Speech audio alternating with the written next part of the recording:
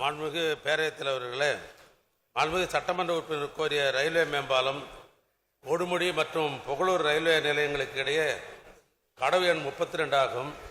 பொதுவாக ரயில்வே மேம்பாலம் அமைக்க கடவு வாகனங்களுடைய அளவு, அதாவது டிவிசி ட்ரெயின் வெஹிக்கிள் யூனிட் 1 லட்சத்துக்கு மேலே இருக்கணும்.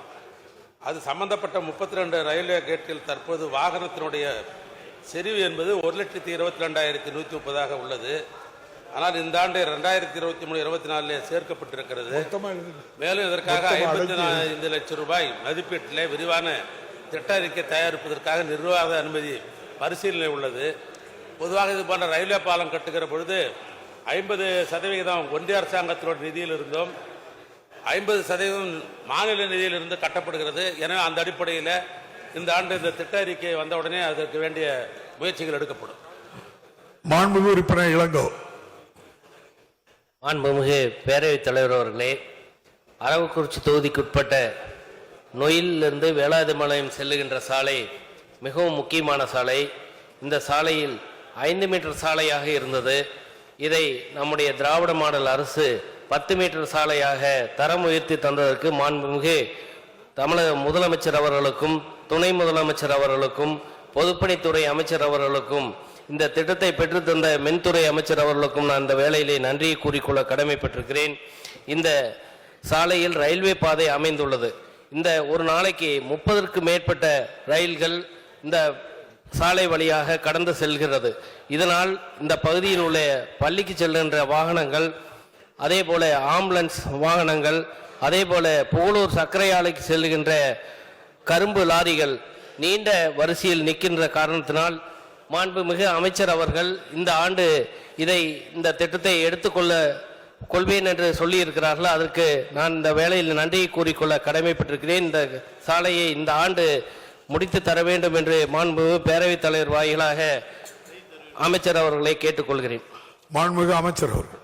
மாண்புமிகு பேரவைத் தலைவர்களே, அவரே நன்றி சொல்லிட்டார். ஏன்னா இந்த ஆண்டே திட்ட அறிக்கை 50 லட்சம் ரூபாய் பணம் ஒதுக்கப்பட்டு அந்த பணிகள் நடைபெற்றுக் கொண்டிருக்கிறது. ஒன்றிய அரசாங்கத்திற்கு ரயில்வே துறைக்கு நாங்கள் ஏற்க கடிதம் எழுதியிருக்கிறோம். அது இன்னும் விரைந்து இந்த ஆண்டே கொண்டு வருவதற்கு இந்த அரசு முயற்சி செய்யும். மாண்புமிகு உறுப்பினர் இளங்கோ. மாண்புமிகு அமைச்சர் அவர்களுக்கு நன்றியை தெரிவித்துக் கொண்டு, கரூரிலிருந்து ஈரோடு செல்லுகின்ற சாலை தற்போது 4 வழி சாலையாக தரம் உயர்த்தப்பட்டு பணிகள் நடைபெற்றுக் கொண்டிருக்கிறது. நொயில் பகுதியில் நொயிலாற்றில் மேலே இருக்கின்ற உயர்மட்ட பாலம் குறுகலாக உள்ளது. இந்த பாலத்தை புதிய பாலம் பக்கத்தில் அமைத்து தரப்படுமா என்பது பேரவைத் தலைவர் வாயிலாக அமைச்சர் அவர்களை கேட்டுக்கொள்கிறேன்.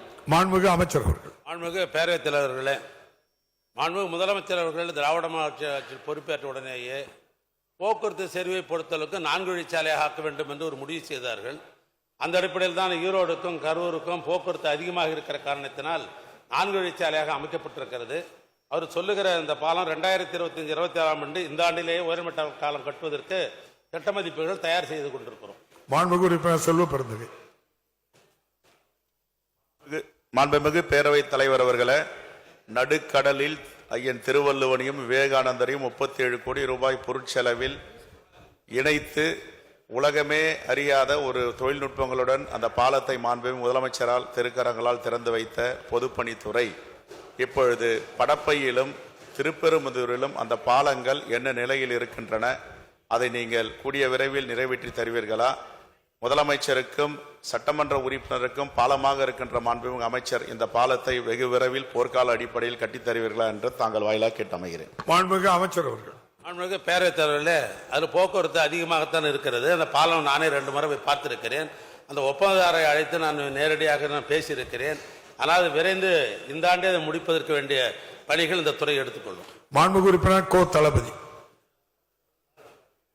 பேரவைத் தலைவர்களே, மதுரை மாநகரில் தெற்கு வாசல் பாலம் என்று 1974ஆம் ஆண்டு முத்தமிழறிஞர் தலைவர் கலைஞர் அவர்களால் திறக்கப்பட்டு 50 ஆண்டுகளாகிவிட்டது. மேற்படி பாலம் 7 மீட்டர் அகலம் கொண்டபடியால் போக்குவரத்திற்கு மிகவும் சிரமமாக உள்ளது.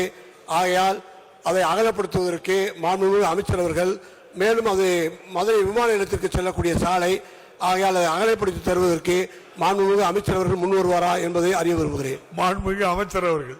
மாண்புமிகு பேரவைத் தலைவர்களே, சட்டமன்ற உறுப்பினர் கோரிய மேம்பாலம் என்பது 7 மீட்டர் அளவில் தான் இருக்கிறது. அதை விரிவுபடுத்த வேண்டும் என்று அவர்கள் கேட்டிருக்கிறார்கள். இந்த ரயில்வே மேம்பாலத்தினை 4 வழி பாதையாக அகலப்படுத்துவதற்கு விரிவான திட்ட அறிக்கை தயாரிக்கிற பணி நடைபெற்றுக் கொண்டிருக்கிறது.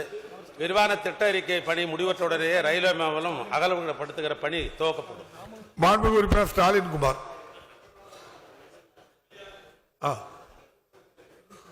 மாண்புமிகு பேரவைத் தலைவர் அவர்களே, என்னுடைய துறையூர் தொகுதியில் வெங்கடேசபுரம், கொட்டையூர், கருப்பம்பட்டி, கரட்டூர் கிராமங்களை சேர்ந்த மக்கள் நடுவில் இருக்கக்கூடிய ஐயாத்தை கடந்துதான் செல்ல வேண்டும்.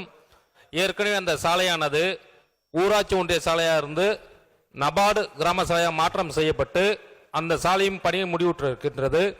தற்போது அந்த 5 கிராமங்களை சேர்ந்த மக்கள் சேனப்பள்ளூர், நாமநாயக்கம்பட்டி, கங்காணிப்பட்டி வழியாக விஏசமுத்திரம் செல்லக்கூடிய சூழ்நிலை இருக்கின்றது.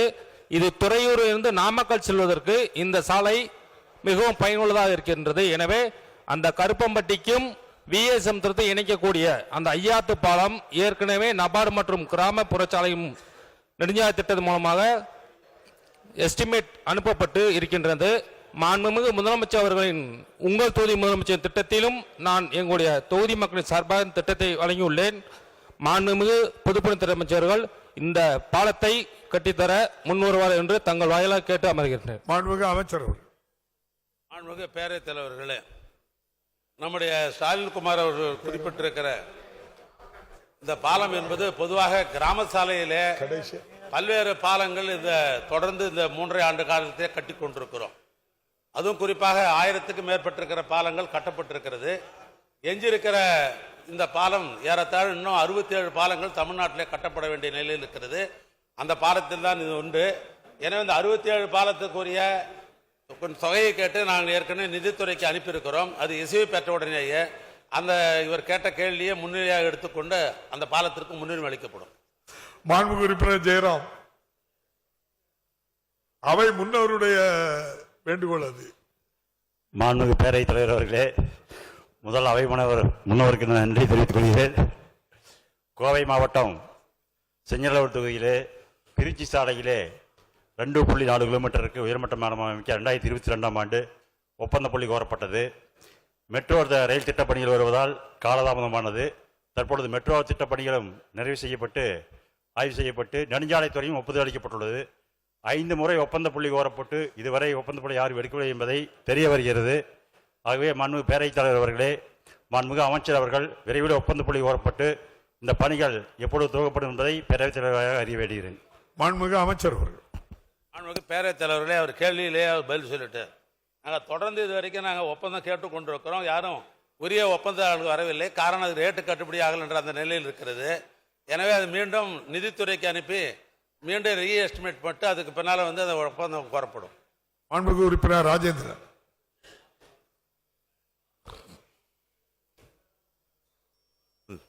மாண்புமிகு பேரவைத் தலைவர் அவர்களே, மாண்புமிகு முதலமைச்சர் அவர்களையும் துணை முதலமைச்சரையும் வணங்கி